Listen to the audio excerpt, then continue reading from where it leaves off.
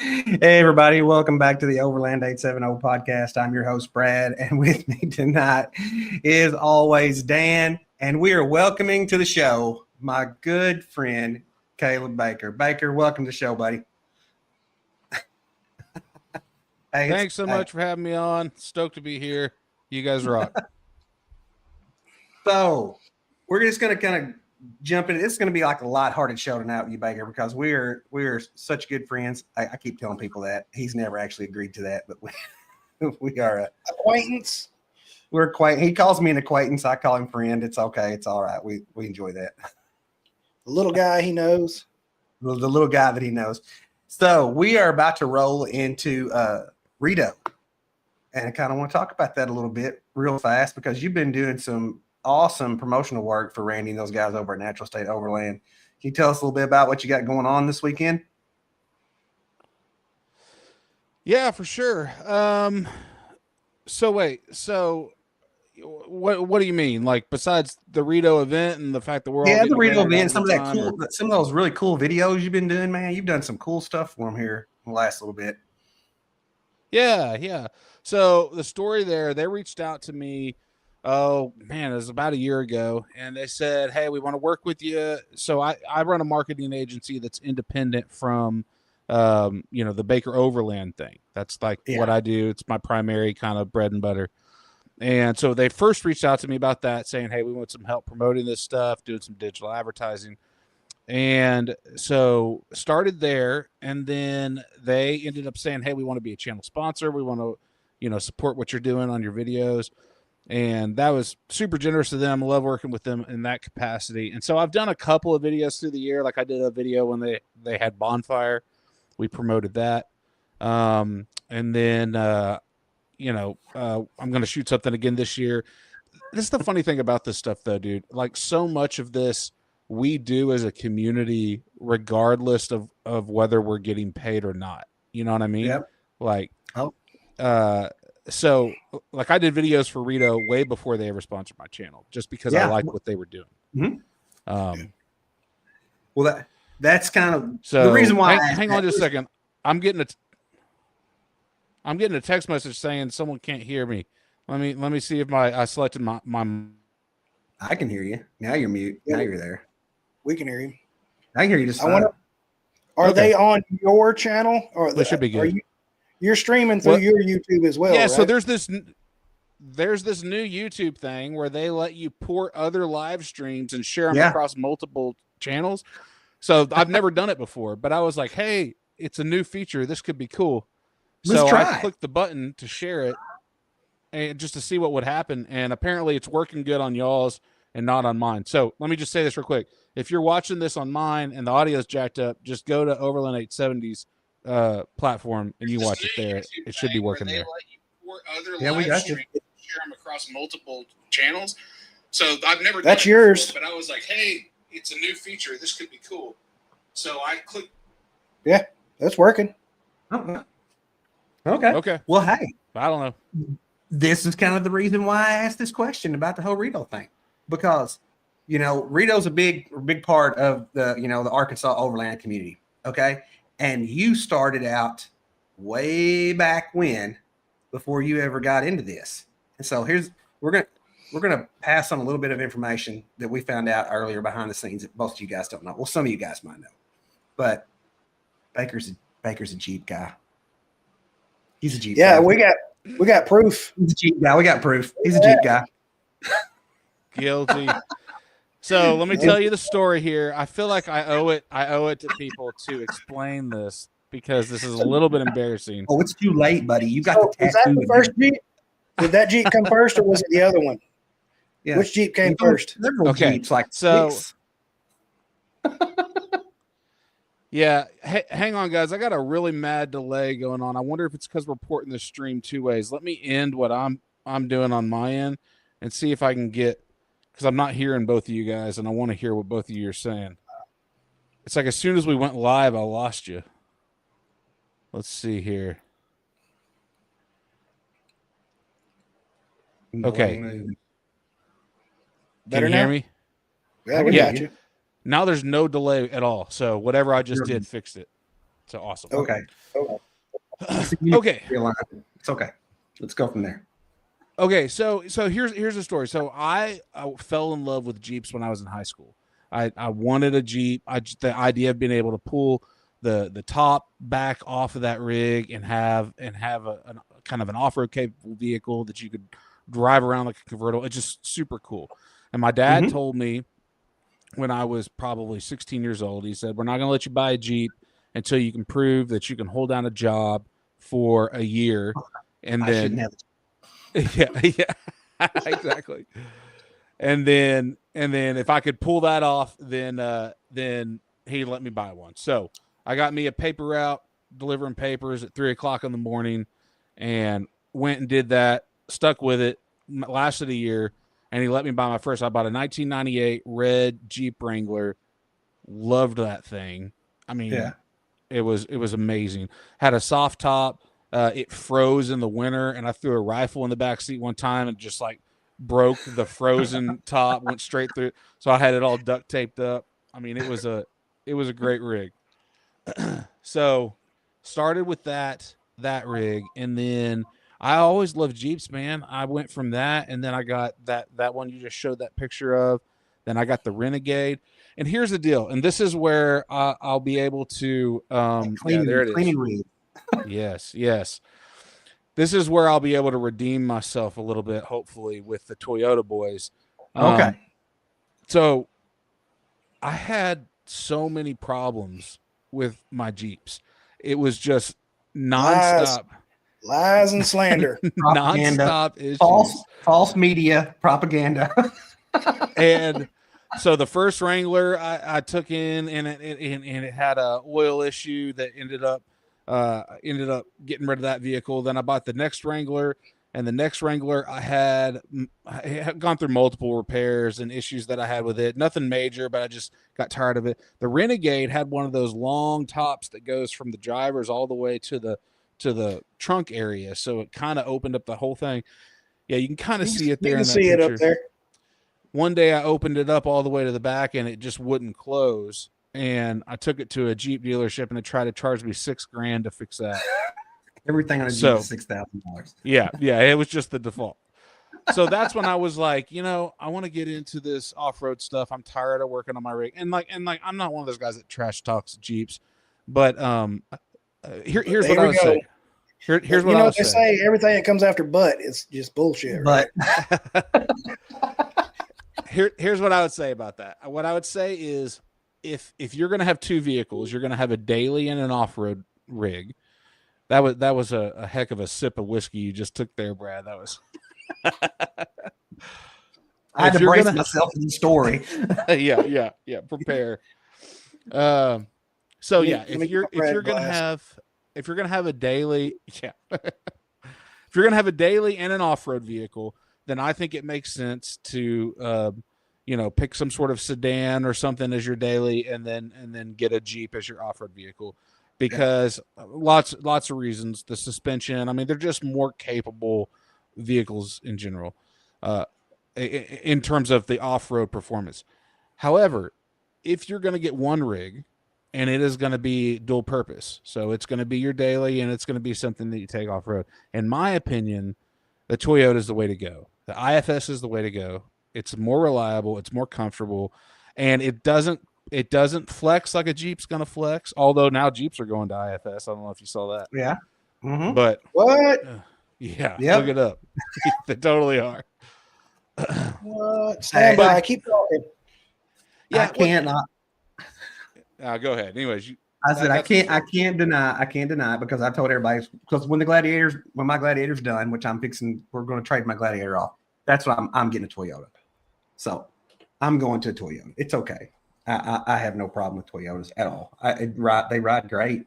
I mean, I've seen them do some cool stuff in some parking lots. I mean, I've seen a lot of neat stuff happen.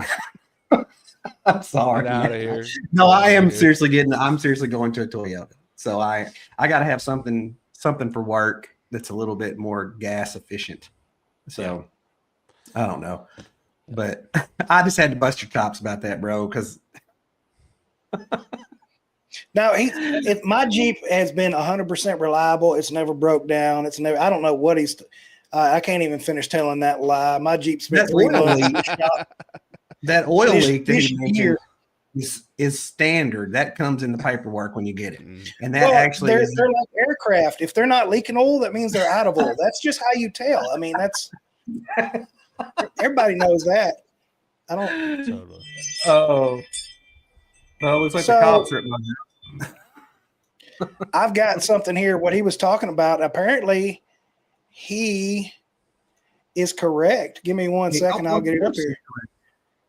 I didn't know this, and now I'm kind of nauseous, to be honest with you. Look at this. What? I mean, that's the extreme, but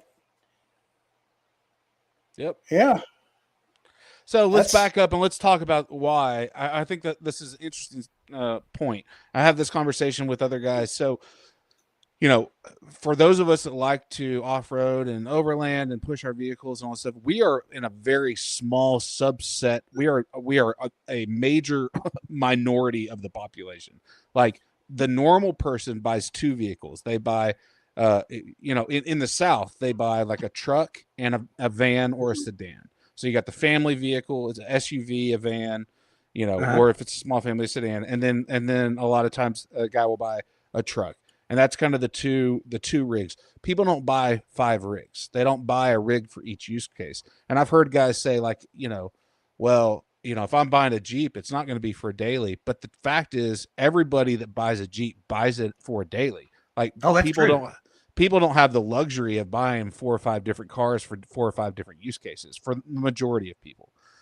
And so that's what Jeep knows. And so Jeep knows that, and Jeep is going, hey, listen, we know that even the guys that off-road are going to spend 95% of their time on pavement. So IFS is the way to go. Mm-hmm. Well, I mean, it's a better ride. If you've seen that IFS, it was completely different than anybody else's. It's got a full diff right there. Right. It's like the old Ford split axle. So it is ISF, but it's like beefy, real beefy. Yeah, and that's But I think this a is a beefed up. concept too. That is a concept. That's not what Jeep. I don't think that's what Jeep is doing. No, that'll never hit the market. That will never make it to It'd be market. $200,000 if they did, because Stellantis.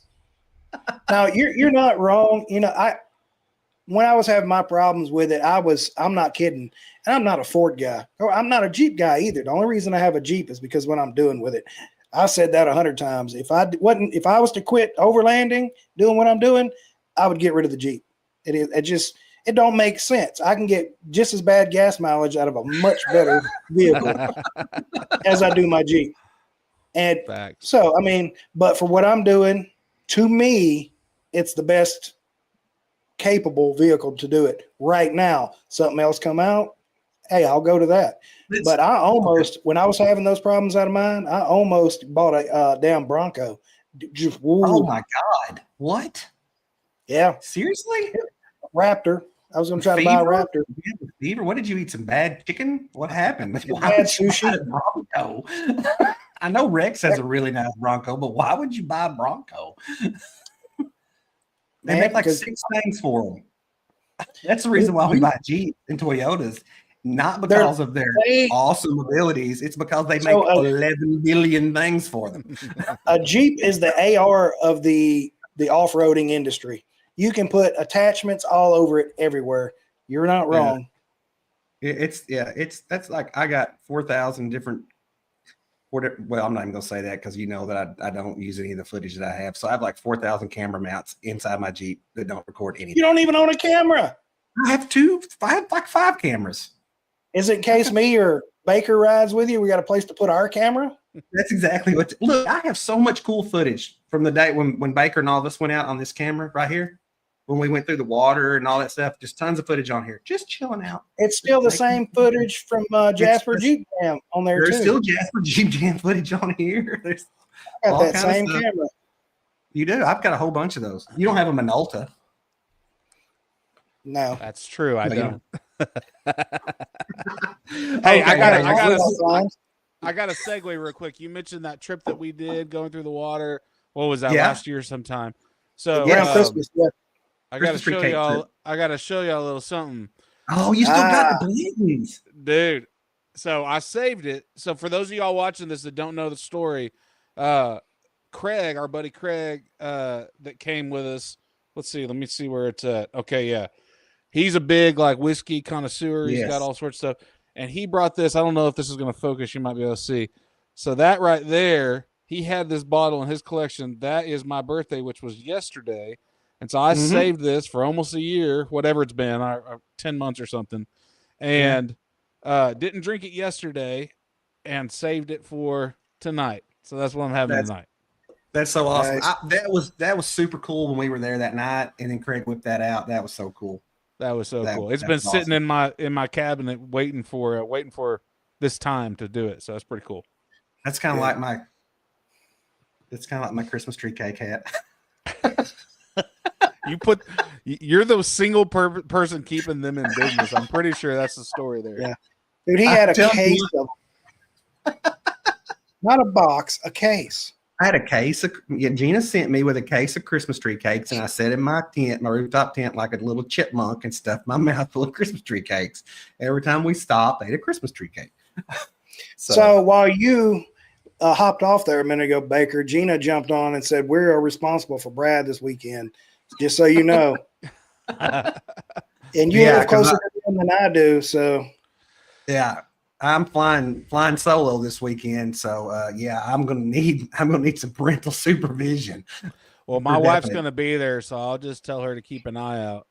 Okay, make sure she reports back to your little old lady if she sees anything. Ooh, you said old lady. Oh, I can't say that, right? So because these people are gonna be here too. So McKenna and the New Mix group are gonna be there. And these things are awesome. I'm going to be running around. Yeah, it's shameless plug. I'm going to be running around with that thing all weekend, wreaking all kinds of havoc. Like just look, Gina's talking now. She's in the chat.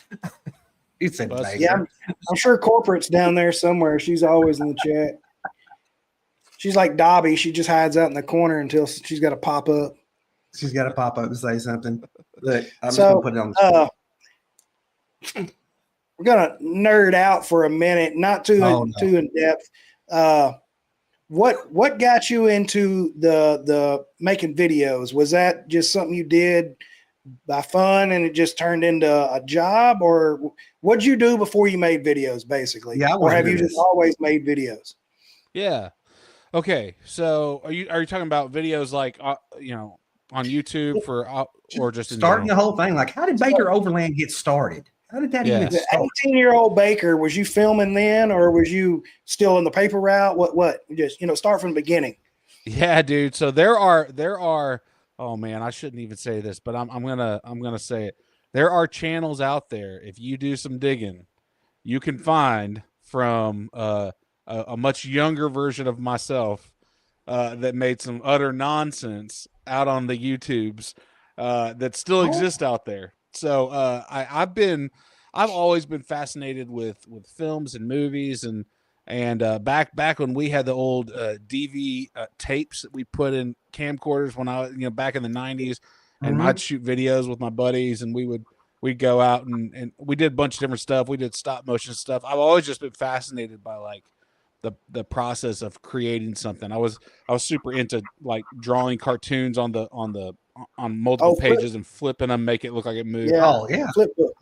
All that stuff has always been fun to me. But in terms of YouTube, it was always just something funny. It was like, I get together with some buddies and we get some guitars and write some dumb song and you're the Weird Al Yankovic of Arkansas. Exactly.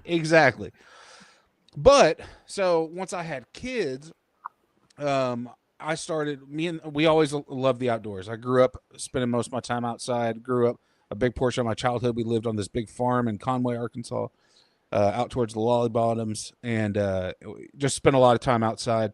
And so once I had kids, me and my wife, I started doing stuff with them, and I found myself just grabbing my cell phone and I would film when we would go out, and I would make these videos and I would upload them as private videos on something called Vimeo, which is like a YouTube kind of It's like YouTube, but it's a little bit less popular. I think I remember that. Okay, yeah. So I put them on Vimeo, and they were password protected, and I would just share them with my family, like my mom and dad and close friends. And so my first overland, quote unquote, camping videos were literally just that, just stuff I shot on my phone, uploaded it, and would send the link to my close friends and family. As I started to get more into the space, I found myself going to YouTube, like a lot of us do, to learn, like, well, how do I pick the best bed rack, or how do I make a good decision about, what type of suspension I want, or how to. So I started using YouTube largely as an educational platform. But then through that, I found myself getting drawn to certain creators. Like a lot of us, I watched a ton of Matt and Kara early on. Matt is who taught me how to do Gaia. Like, I didn't know anything about GPS. And, he's like the professor of that. Like, he knows more of that than any of us. And so he was super educational for me in that. And then the adventure side, I got real into watching my buddy Grant from Arkansas Off-Road. Loved watching his stuff. Those two guys in our neck of the woods were kind of the ones who got into this first, at least the ones that had views to where when you'd search, their stuff would pop up.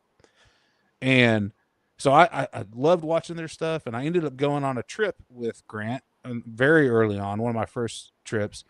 And I got on that trip, saw me film, and asked if I had a channel, and I said, yeah, but it's just private stuff I share with my friends and family. And he said, dude, you should share it. Like, we would love to watch what you make. And I started thinking about it. I was like, dude, I enjoy watching what my buddy Grant's making. I enjoy watching what Matt's putting out there. I enjoy watching what all these dudes in the space are doing. And I'm only sharing my stuff with my mom and my dad and grandma and grandpa and like private stuff. And I was like, I should pay it forward and put it out there. Never in a million years thought anyone would care to watch videos of my kids playing in the woods. You know what I mean? Like, or videos of me running around. But anyways, put it out there and got a good response. I'm not like one of those guys that it was like, and then I put my first video up, and then I monetized overnight, and then sponsors started calling me, and next thing you know, I'm full time. No, dude. I did this for years and had like a year and had like 200 subs. Like, my story's not like that, but I loved it. And dude. Yeah, that's it. Yeah, no, that's it. Yeah, that's it. It's like, and then I went from 200 subs to where I'm at today, and you're first of all, you're totally underselling yourself. First of all, you're totally underselling because now, just like we I used, like you said, everybody watched Matt and Kara stuff. Everybody did. I don't know anybody that would lie and say they never saw one of their videos, because that's just not true. If you're from here, that's what pops up. I started watching your stuff too when we got into this, and watching your stories evolve, the way that you tell them has just became phenomenal. Like, as far as I'm concerned, you are probably the best storyteller on the internet as far as YouTube goes for what we do. Yeah, I'm serious. I'm not just blowing smoke up your butt. You're not a chimney. I'm just telling you, I love when you do your stories. They're great. They are, it's always something new that you do, and you could. Why are you laughing, man? Not a chimney. You're not a chimney. I'm not blowing smoke. You're not a chimney. I have never heard that. But no, I can say that. I can say it to Caleb because I've got to watch the videos. I've got to go out with him on the trips. I've got to watch him make the videos. We've got to do that. We've got to be in the videos, and just stimulate watch this evolve. I mean, it has gotten just exponentially better, which was something that was really good, really, really, really good here. And it's just like, and I talk to people all the time, like, man, watch Baker stuff. That's cool. The hanging tree stuff, the Area 51 trip, the ghost light. I mean, all that stuff has just gotten, it's crazy. You've done a wonderful job, man. I want to say something. I appreciate you saying that. And I want to say, I love what you just pointed out. The things that you mentioned where you said the hanging tree, Area 51. You said the Ghost Light. So this is something that has I talked a little bit about this at Overland of America when I got to premiere a video this year. Something that I always wanted to do if I built a channel was, I don't know enough about trucks and vehicles to make an interesting channel talking about trucks and vehicles. Like if you spend 20 minutes with me talking about the mechanics of a vehicle, you're going to find out about 18 minutes, about 2 minutes into the conversation, that I don't really know what I'm talking about. Like I pay people to do a lot of the work to my vehicle because that's not, but here's what's cool about this space is I found that it attracts people from all different kind of walks. So you have the guys that just strictly love the outdoors and they got into this and they'll build a vehicle that's capable to get them where they want to go because they just like getting out and exploring. Then you have the car guys, right? These are the guys that like, and I think of Grant when we were talking about him. I think of him a lot. Like that dude can build any vehicle. He'll slam a vehicle. He'll lift a vehicle. He just likes cars. He loves that stuff. And then you've got like the guys that are really into hunting, and this was kind of their bridge. They found then you got the fly fishing guys, and you've got like the hippie crowd. You've got there's all these different pieces, and for me, it was always the stories. Like the truck was a tool to get to the place. So the fact that the things that you mentioned when you were talking about my channel, and it was an Overland channel, and you said Hanging Tree, Area 51, and the Spook Light, that makes me so happy because that's all I really care about. Well, I mean, it's true, dude. I mean, like we've had conversations about, going and filming and doing stuff like this and everything. And I have all these grand ideas and I have all this tiny skill, this little tiny thimble full of skill. But it's just like I get to watch this stuff and I get to see everything. Like you said, like you talked about, like Grant is a wonderful fabricator. Biddle is amazing fabricator, dude. He is amazing fabricator. We got Don that's in Overland 8700. Don builds everything from scratch. Don, dude, yeah, he is an amazing fabricator. And then you got Matt's an explorer. Sean's an explorer. All these are people that are all out exploring. We got people that are building stuff. We got people that are doing this, and we got people that are telling stories like you that are going out there and showing all these other aspects, and everything is coming together in a big giant ball. And all these people hang out together, and they all share the story, just like you're talking about, the story of how they got there, the story of what they're doing, and all these different people on all these different walks of life are just coming together. And I think that's what's awesome about the overlanding community. It's not technically an overlanding community. It's a bunch of people that have vehicles that can get to the same spot and they go do what they want to do.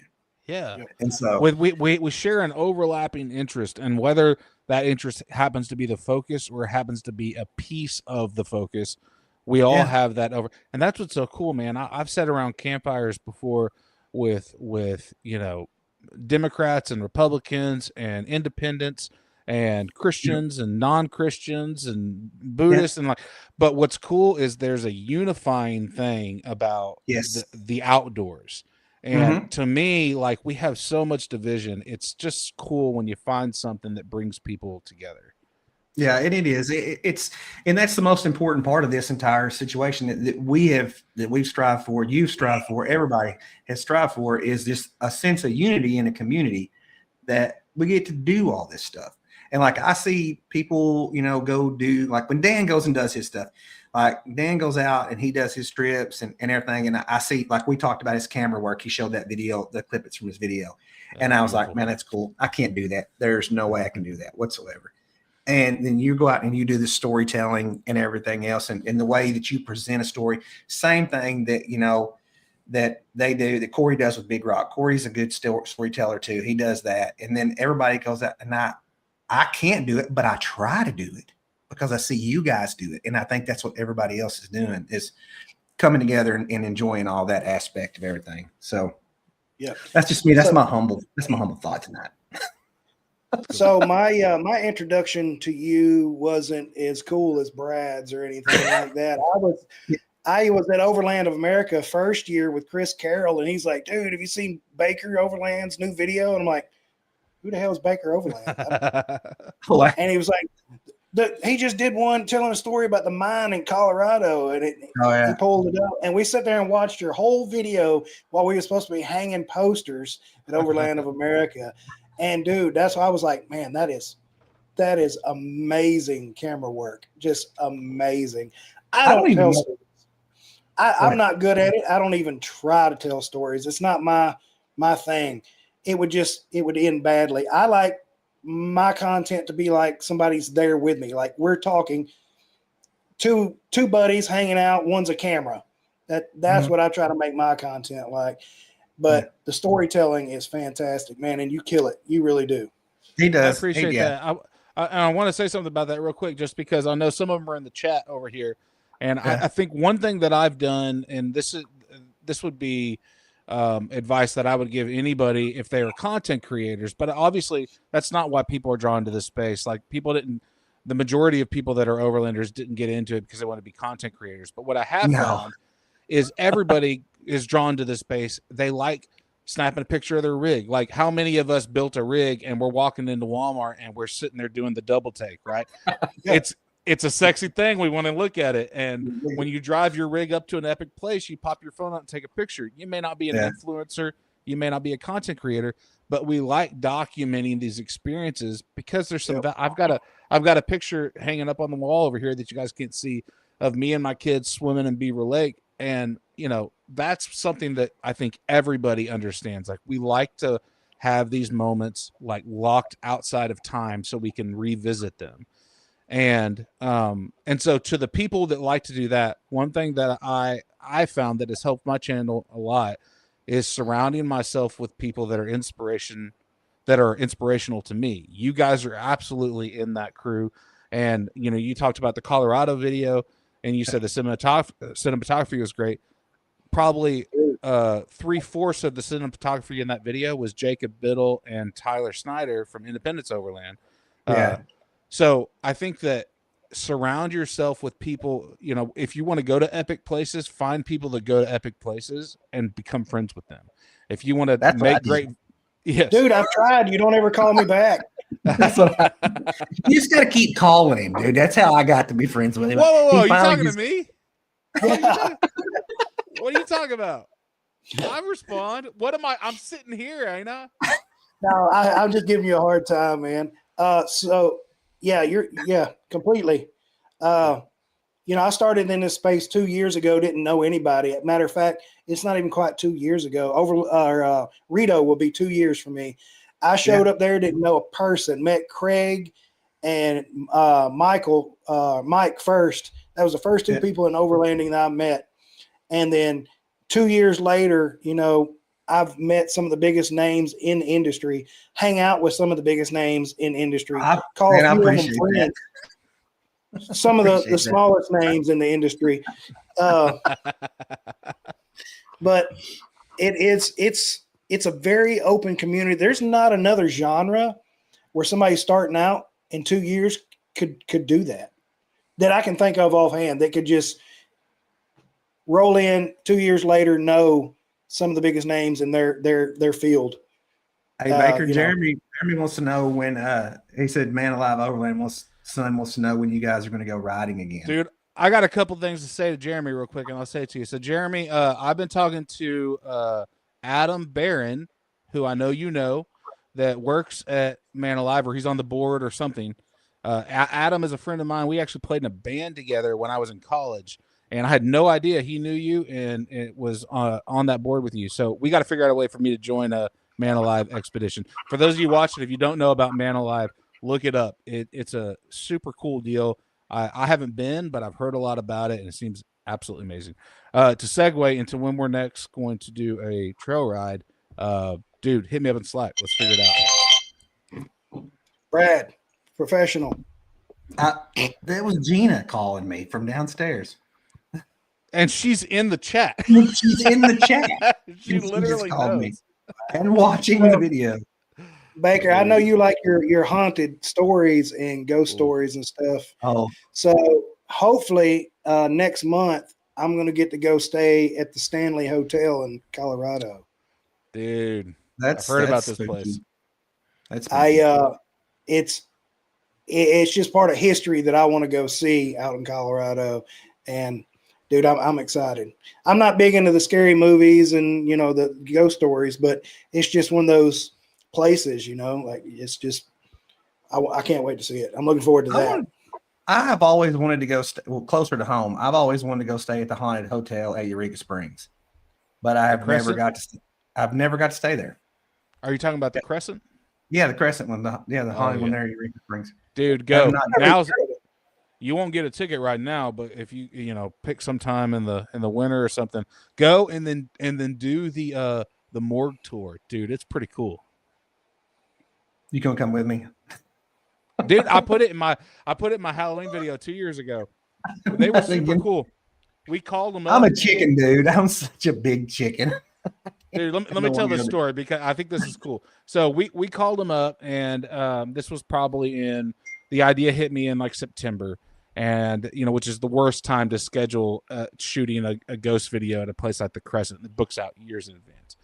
So we called them up, and I was like, hey, you know, I've got this YouTube channel, and I would really like to shoot a video about this, and kind of pitch the idea to them. And they said, well, we're completely booked out, but you know, we like the idea of the promotion. We like the idea of whatever. We'll give you a 50% off rate, and we'll put you in this room, and we'll give you one-on-one access to our morgue tour guide.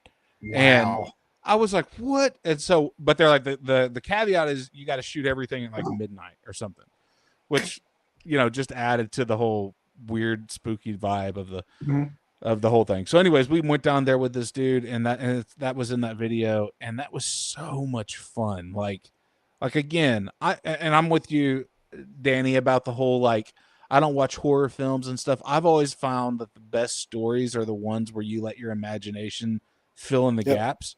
Like, I don't want to see some dude get skinned alive. You know, I'm not into the gore flicks, but like, if you could do like what Silence of the Lambs did, or like what the original Exorcist did, like they told you so much without having to show you a ton. And when they did show you something, it had so much more impact versus like a Texas Chainsaw Massacre. And I'm just like, I'm out. Like, I don't want to just watch something nasty, you know? It just fascinates me because, you know, supposedly Stephen King slept in room, I think it was 217, when he had the nightmare of The Shining. That's what made him make the movie. And that's what fascinates me is, you know, with the hotel. And then he filmed it there. And I didn't know until earlier this year, the outside shots of the hotel are actually in, was it Iowa? Not Iowa, out west, Oregon. The actual hotel, the outside of the hotel isn't the Stanley. The outside of the hotel is a hotel in Oregon. The inside shots are the Stanley. I didn't realize that. That'd be pretty cool, though. I would freak out. I'd freak out. I'd get scared. It's $300 a night, and I'll stay one night and film it all. But it's one of those things I can say I stayed there. I mean, you know, $300 is a pretty inexpensive price to pay to have that memory. Mm-hmm. For sure. I have a $79 memory. No memory of things. I stayed in a little motel for like $79, and I could swore it was haunted.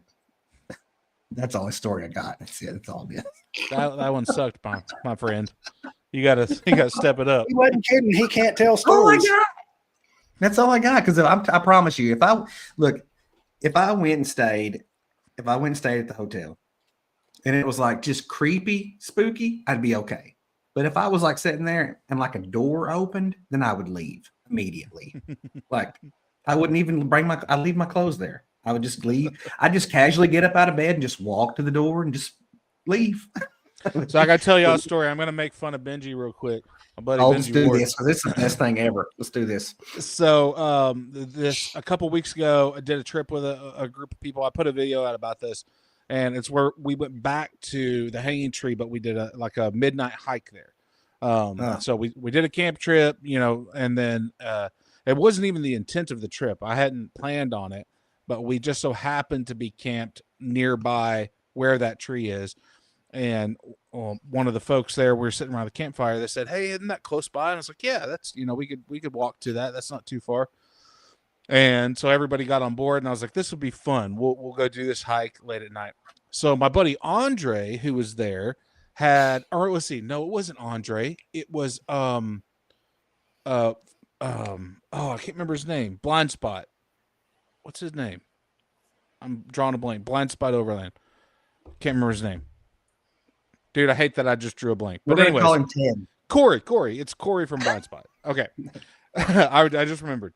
So anyways, Corey had decided before we had all decided collectively to go hike up to this tree that he wanted to go see it. And we didn't know that he was going. So he had gotten up, and he's kind of a quiet, kind of introverted type of guy. So you don't necessarily notice when he kind of, goes off and does his own thing. So he gets up and just disappears. And we collectively, a good half hour later, decide we're going to go hike to this spot. So if you know Benji, like I've gone to the Indian burial site, and it's in this cave. Benji walked into that for like maybe 0.5 seconds. And he was out up on the top of the cliff, and he was just like, bro, I'm not about this. Like, I'm not into anything. So he's not feeling this. So we start hiking down this thing, and then off in the distance, through the woods where the tree is located, you could see a faint light, like way out there in the distance. And obviously our group's all bunched together. And so we know it's not any of us. And so at first I think, is there someone camped there? But that's not like a camping spot. If you know where this location is, it's not like a spot you would go to camp. There's no defined fire pit, and it's kind of out of the way. You kind of got to go through some of the woods to get to it. Anyways, I have a video clip of Benji coming through, and he was just like, dude, this is super sketch. Let's turn around. I don't want to go there. He's like, we don't know what this is. He's like totally in his head. And I was like, dude, at worst, it's some dude with a flashlight. We'll be all right. He's like, dude, I don't know. Let's just turn around. I want to do it. And then finally we get up there, and it's Andre. And then he just like, I knew it was Andre. I was like, bro, you were pissing your pants. You had no idea. I can see Benji doing that. I can see that right now. I can totally see that. So have you done anything on the Gurdon Light, Baker? Gurdon Light. So is that the one down in the valley that they say that you could see? Yeah, the what do you call the guy? The guy that rides on the back of the train. Yeah. Okay, yeah, so no, I haven't done anything, but I tell you, every time I do a video like this is one of the things that I love about this community. Is like when I drop a video that's on something faintly spooky or historical, it's just like nonstop messages of people that are like, you should do this and you should do this, and I love it. Like if you're listening to this and you're like, just know I love that. That's where all these ideas have come from, is people like you. But someone or multiple people messaged me about this about, and I don't even know how to say it. How do you say it? The Gurdon Light. Gurdon Light. And it's the place. So there's a place where you can go up on a ridge and you look down into a valley, and people say they could see it. But then there's another spot you can go down. You walk down the train tracks. That's all it is. Yeah, by the tracks. And supposedly it's trapped gas being released and ozone and blah, blah, blah, blah. It's only, where I grew up, it was only like 15 miles. So that's where we would always go when we were out drinking. It's Satan is what it is. I'll just tell you right now. No, man, that's what they said about the Ozark. I'm telling you, man, that's what they said about the Ozark Spook Light. They're like, oh, yeah, it's natural gas that escapes into the atmosphere, and it does. And I was like, all right, so explain the Caddo Indians that tell the story of this thing, for the people that say it's car headlights or that it's – I'm just like, okay, give me an explanation. Now, I'm not saying that it's, the ghost of some lost miner, but I'm saying that there's a reason why the University of Arkansas did a study on it and came back with, we're not really sure what that is. That's weird. And that's all we got to say about it. There's always that one guy. Man, it's the headlights of a 74 Ford pickup truck. Right. It's been out there. That guy's been there for years. Yeah. So when you walk down the tracks and you see a light, the closer you get or try to get to it, the further it is. You can never, it's like a rainbow from what I understand. When we seen it as kids or thought we were drunk. We might have seen it, might not have. Could have been playing with a flashlight. I don't know. But the story goes, it's like a rainbow. You never actually get to the end of it. No matter how you walk towards the light, it gets further and further. It just stays, So I don't know why it does it, but there is a light out there. It's drawing you to your death. Yep. I mean, moth to a flame. Moth to a flame. This is part of my issue. I'm going to go on a rant for just a minute, but I think that this is part of my issue with the Western kind of mentality. We need everything to be so. Is it true or is it not? It's black or it's white. It's fact or it's fiction. And like, there's so much more that you can get out of letting something exist in the in between. And here's what I mean by that. So the best example I can think of is when my mom's dad, we call him Daddy Dean. He passed away a couple of years ago, actually right after I bought my Tacoma, before I started the channel. He passed away, and that Christmas, he was a big fan of Christmas. And my family took all these pictures of all of us like gathered at my grandma's house. And there was this interesting like blue artifact of light in the photo that appeared in certain moments near my grandmother. And this kind of story came up within the family, like, you know, we've never seen that before, and it's so interesting that it just appears on my grandmother. And so they came up with this concept of, wouldn't that be crazy if that's Daddy Dean and it's his way of like, you know, reaching through. And there was people that was like, oh no, it's this deal on the modern cell phones and it's the way the light bends and it hits. And my thing with all that is who cares what is true or what is not? There's a story that's told there that brings some value and brings some meaning. And there's a poetry to that is just so much bigger than fact and fiction. So the way that I feel about a lot of this stuff is people that try and force things into these categories. Like, there's a story that you can let actually like move you and inspire you. And if you're going to get so stilted, I feel like this with religion too, that people are like, you know, well, did Noah, he really went and found like 2 of every kind of animal and he put it on there. Like, that's on. And I was like, bro, you're missing the poetry of this story. Like, yes, there's something here that can inspire you and move you if you get lost in the details. It's like when people go and watch Spider-Man, they're like, there's no way he could shoot the web and hit a building with every single time. I'm like, bro, you've completely missed the beauty, you know. And so anyways, and I'm not comparing scriptures to Spider-Man, but I agree. Yeah. Go ahead, bro. Cool. Oh, okay. So I'm going to tell you right there, what you said is definitely from the brain of a storyteller. And that is why children do not chase dragons anymore. And that's the reason why the reason we have ran all the magic out of the world, because we put everything in 2 categories, is or isn't. And that I 100% am completely on board with you, Baker, on that situation right there, because you know what? Oh, look, it's the Loch Ness Monster. Why can't we all just say, hey, we don't know what it is. It could be the Loch Ness Monster. No, let's get 10,000 submarines. Let's drain the lake. Let's take all the magic out of every single thing that we do and take all the wonder out. Because I remember as a kid, it's like, oh, man, aliens are over here. You know, we've seen this. You know, Bigfoot's over here. Don't take the magic out of the world. Leave the magic in the world. Leave it where it is. And isn't that part of what drew us into this space? Is like we're all sleeping. We're sleeping in tree houses on top of our trucks in the woods.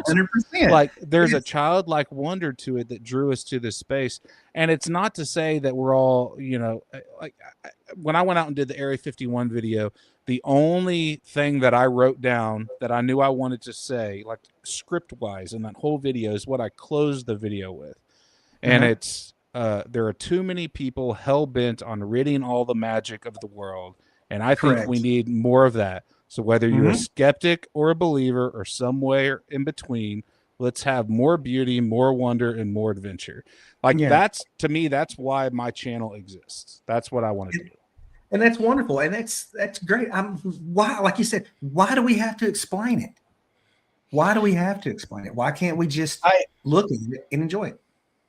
I agree totally that, you know, this world is losing its imagination and it's stories and, you know, that kind of thing. I do agree 100%, but I personally want to know if there's aliens. I want to go to space, damn it. Well, I just, sure. let me just go ahead and tell you something. Aliens exist. I'm just going to go ahead and throw it out there. You can call me crazy if you want to. Aliens exist. Just happens. I'm not Dan. My point is not to say. My point is the exact opposite of what you're feeling. My point is not to say we should just leave room for it, even though it's not true. My point is the categories of fact and fiction when it comes to storytelling are less relevant than the story itself and where the story takes you. And sometimes it takes you into fact, and sometimes it takes you into fiction. But that doesn't make the story lose its value. Yep. Yeah. The story is the journey. It's it's the journey. You don't ask. I don't know. I could get on this. I could be on this for hours because this is like because somebody asked me the other day was like, do you got a script in mind for our trip that you're going on? And I was like, the trip is the story. I don't need a script. It's just whatever happens is happening. That's how I want to tell the story is like they're there. So the story, I get what you're saying. Hey, there's Craig. Yep. Yeah, Craig's been in there for a swift minute. Oh, I just saw him. He has. Yeah. And it is. The world has lost its imagination and its ability to not try to debunk everything and enjoy just the story. If you're taken away from like grandparents' opportunity to tell you the stories about their childhood, it might not be real, the things they're telling you, but it's still that time spent that you're going to lose because you're just like, nah, that can't happen. Just whatever, go on. There's so much stuff. There's so much stuff that has happened that cannot be explained and that will never be explained, but people will fight for an explanation for it just to put it in a category. Yes. And it's like, and it's like, you see, I really like, so I like the pyramid stuff. I'm a big pyramid, watching the pyramids, stuff like that. And I hate watching a video after I've seen, they moved this stone. This stone came from 300 miles away. It doesn't even exist here. Geologists say this doesn't exist here. And like, oh, well, they all went and got some wooden poles and they just moved it over. I'm like, why do we have to? I don't care how it got there. It just didn't exist. Everybody knows dinosaurs moved the damn rocks. Everybody knows that.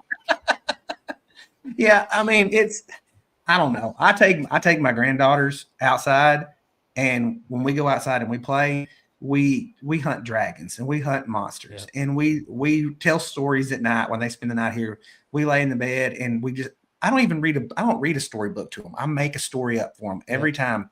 And that's all we do is we just sit down and I tell them a story and over. It's never the same thing. And so I'm a big proponent of creativity. I love creativity. I think it's great for people. We tell our kids all the time. We tell them there's truth, and then there's things that are false, and then there's the things that are more than true. And to me, that's where storytelling. It's like it transcends the categories. This is no longer about fact or fiction. This is about the way the story can be carried with you through your life and the ties that those kids are going to have with their grandpa or their dad or their then at that point it's not even about that. If someone asks me, is like, well, is that story that your grandma told you, is it true or not? It's just like, if that's the question you're asking, you've already missed the point. Like, that's so not the right question. So it was like my dad, his brothers would sit around when I was a kid. That my dad's brother was in World War II. My dad was in Korea and Vietnam, and he would always say we'd sitting around and telling lies. And they weren't telling lies, but the stories to them were bigger. And it's like, when you catch the fish, it was this big. And then next time it's this big, those stories and stuff. It just, that's their way of passing it on and, remembering it, that kind of thing. So we need to bring that back. We really do need to instill that in folks. And that's what we're doing. That's exactly what we do. Every time that we go out and we sit down and we go out and we tell a story around the campfire, and it got mentioned in the chat a second ago, we go out and we tell stories around a campfire, or we go out and the stuff that we don't film and the stuff that we just talk about, it has morphed has morphed over the times that we've told it, and it's changed, and it's become, we've embellished, and we've added, and we've made it funnier, or or we left out some questionable spots that we shouldn't have been there in the first place, and then that all ties us together. And storytelling, which is what Baker's forte for this whole situation is just what happens when we're there, and then when you purvey that story to other people, it just brings everybody together, and I love it, man. That's I love it. So yep, me, I'm always about telling a good story. Good friends, good food, and a good story bring folks together. Except when you guys call me short. When you guys make fun of me. Well, there's that story about you growing that one time, but it turned out not to be true. That did not happen. No, it did not happen. That was an embellishment there, Becky, when you said you could reach the top shelf. We all knew you were lying, but hey, look, the top shelf is relevant. Okay, it's relevant. Where is the top shelf at? It can be wherever we want the top shelf to be. It could be 3. The top shelf is whichever one you can reach yourself. That's the top shelf. The bottom shelf is the top shelf. If that's the bottom, yeah, it's fine. It's okay. It's perspective. That's right. But it is perspective. But no, man, we're doing the Pacific Northwest next year. We're going on the Goonies trip because the Goonies is my all-time favorite movie. It's like I absolutely love that movie. So Gina and I are going to head out to the Pacific Northwest and go to Astoria, and we're going to go visit the Goonies jail and going to go see all that stuff.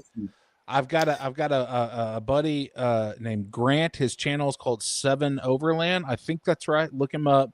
But he did that. He took his Jeep and his trailer and went out, and they hit the Goonie spots, and it was a great series of videos. But yeah, look him up. I think it's 7 Overland. I'll check it out. You will never see any of my videos from the. I'll have to go. We don't all have to do the same thing. That's the thing, man. Like that's just because I've noticed this. There are some channels out there like I think it's Casey 470 or something. He does tons of product review. Dude, that guy's incredible. I suck at product review. That doesn't make product review bad, or people that don't enjoy making videos, but they enjoy getting out there. Like there's no formula that anybody has to take. And I hate it when people come to me and they're like, dude, I tried so hard to make a video, but I just get overwhelmed and I don't want to do it. Then I'm like, then don't, bro. Do what you enjoy doing. Do you?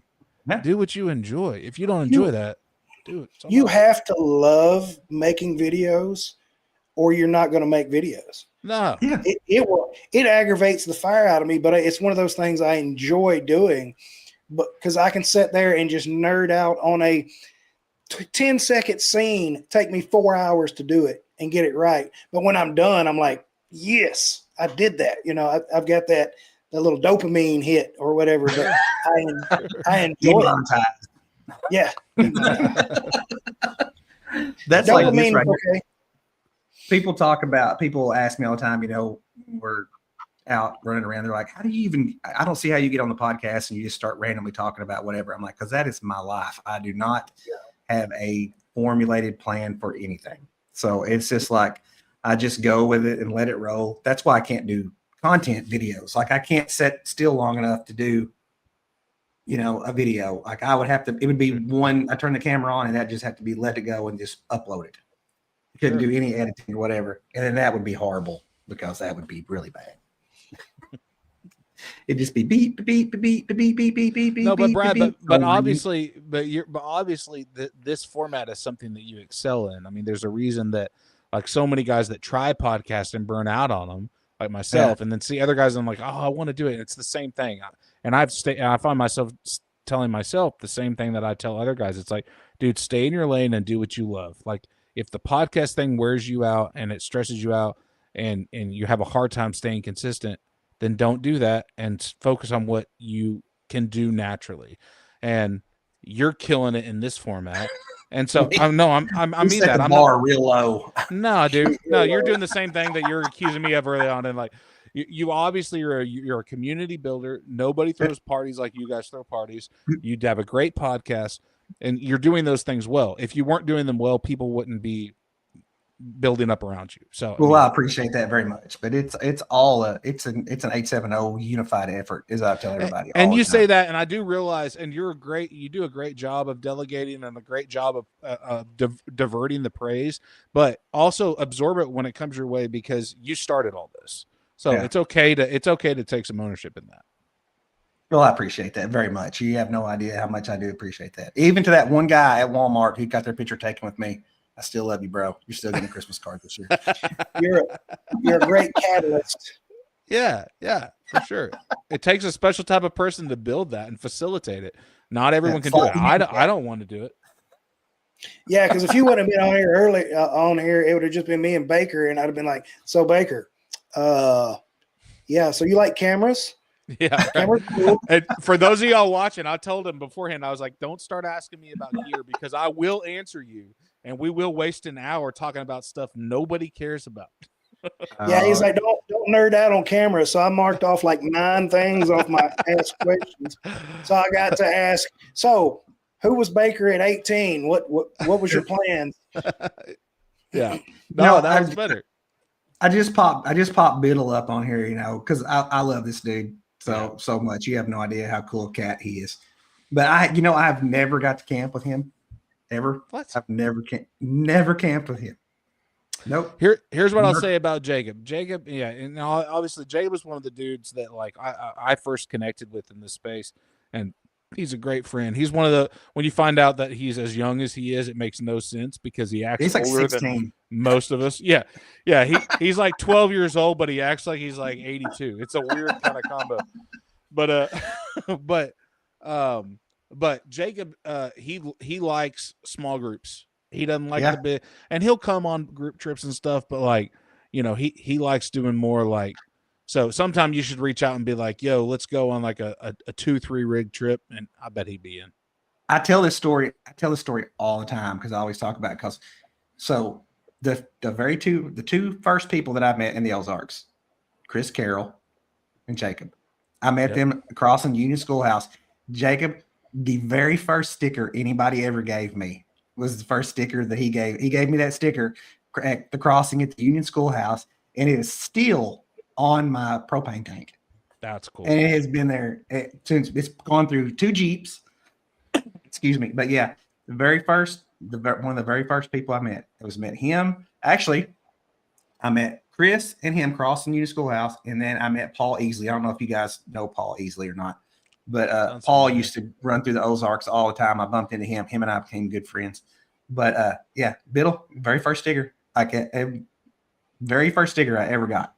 So, man, the first person I got to meet was Craig. I got ripped off. Oh no, man!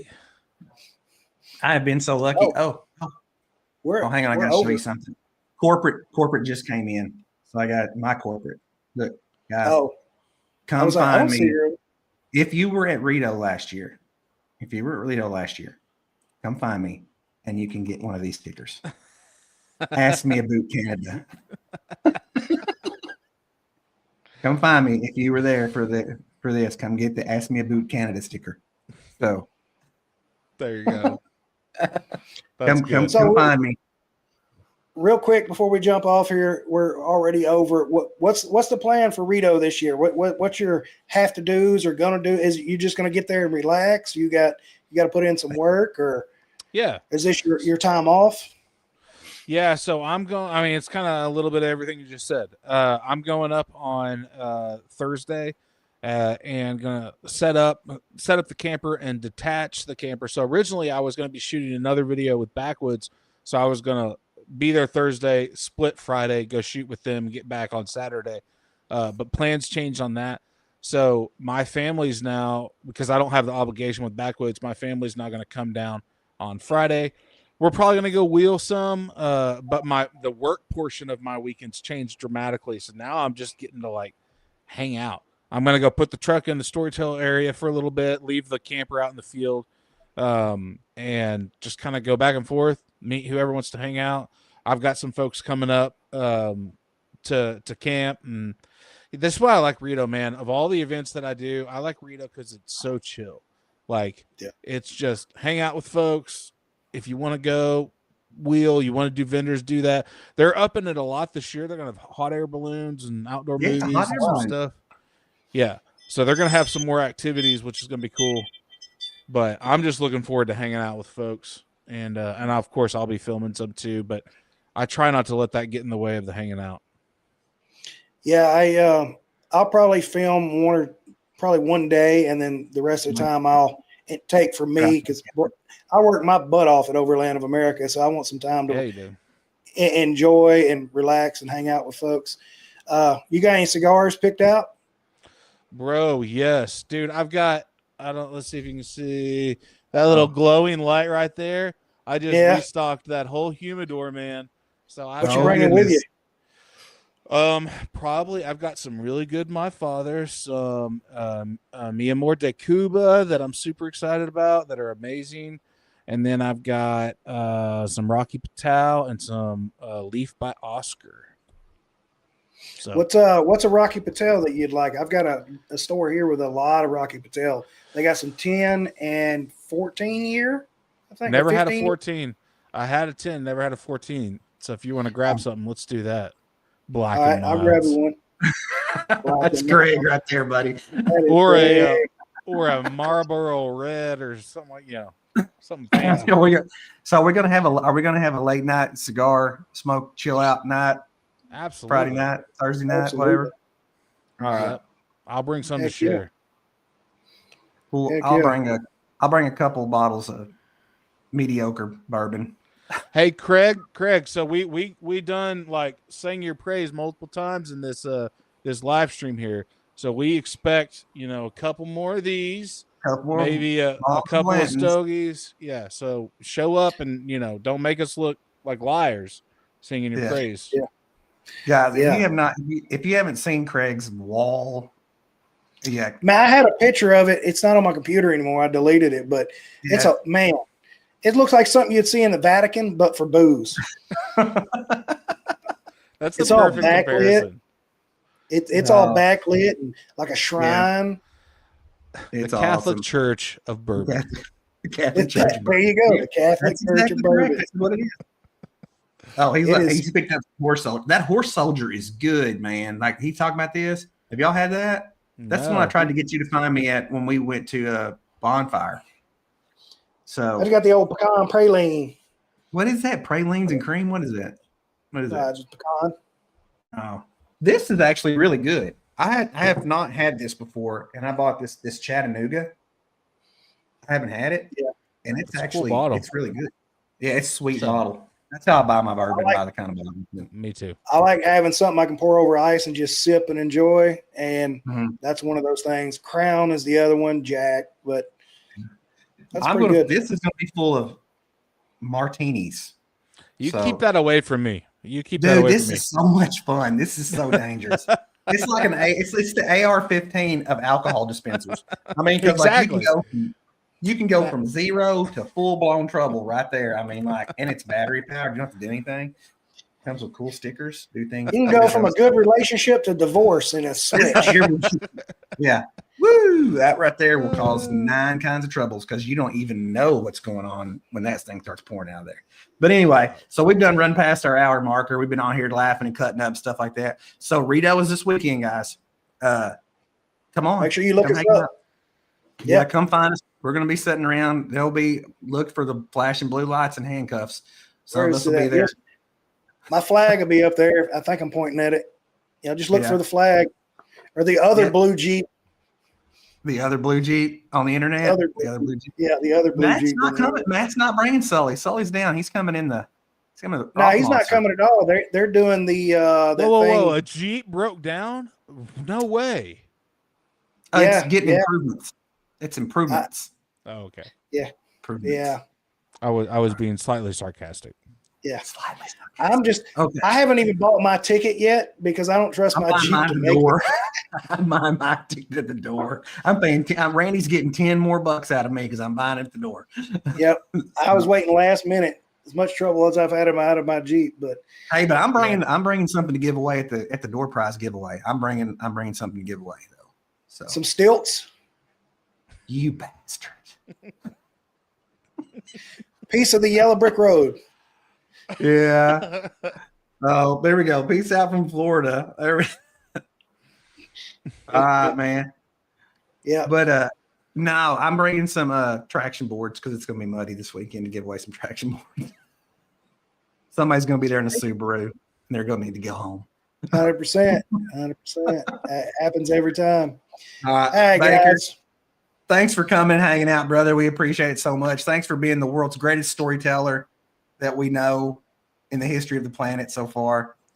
And as always, guys, we appreciate everybody that comes and hangs out with us here. Come see us at Rito. Come hang out with Baker. He's giving away free stuff at his booth. Oh yeah, which is giving away my truck. He's giving away his truck. I'm gonna try to sell Frankie Post's truck this year. Free kisses, topless pictures, just whatever you guys want. Just come hang out. Yeah, Brad's giving away free hugs. If you see him, make sure you pick him up. All right. Brad hasn't bought his ticket yet. I am coming. I'm already packed, dude. I'm hooking up to a trailer in the morning. I'm ready to go. You want to go early? I can leave in the morning. I can't leave in the morning. I have to go to I got 2 job sites I got to go to before I can leave. So, but anyway, we're going to shut this show down, and we're going to pick it up live at Rito. Guys, come hang out with us. Come say hi to Baker. Come say hi to Dan. Come say hi to everybody. Go hang out, have a good time, buy some cool stuff from all the cool vendors. Love the music, hot air balloon ride, trying to die in a tornado, and let's see what happens. So everybody, as always, we'll see you on the trails. Peace out, Girl Scouts.